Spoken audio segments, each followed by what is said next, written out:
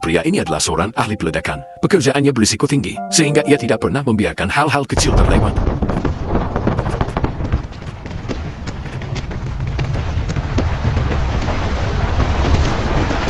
Namun, bahkan orang seperti dia pun bisa diperlakukan tidak adil. Setelah menyelesaikan pekerjaan peledakan, ia mampir ke sebuah toko roti untuk membeli kue ulang tahun untuk putrinya. Tapi hanya dalam waktu singkat, mobilnya yang diparkir di pinggir jalan sudah diderek. Yang tersisa hanyalah sebuah surat tilang merah yang tertiup angin. Padahal ia tidak melanggar aturan parkir. Ia pun pergi ke perusahaan derek untuk mengambil mobilnya. Ia mengatakan kepada petugas bahwa ia tidak parkir di area terlarang. Ia menegaskan tidak akan membayar denda, bahkan meminta mereka mengganti biaya taksi yang ia keluarkan. Petugas hanya tertawa. Petugas itu mengatakan bahwa ia harus membayar denda terlebih dahulu jika ingin mengambil mobilnya. Jika tidak dibayar sekarang, ia juga harus membayar biaya keterlambatan dan biaya penyimpanan. Kalau tidak suka, ia dipersilakan mengadu ke kantor kota karena butuh mobilnya. Si ahli peledakan itu pun membayar denda tersebut. Keesokan harinya, ia pergi ke kantor kota untuk mengajukan keluhan. Setelah menunggu lama, akhirnya ia sampai di loket. Namun pegawai di sana tidak peduli dengan penjelasannya. Pegawai itu terus mengulang, "Kamu dapat tilang, berarti kamu parkir salah." Ia meminta bertemu manajer, tapi jawabannya tidak ada. Melihat mereka hanya mempermainkannya, ia pun marah. Ia mengambil alat pemadam api dan memecahkan kaca.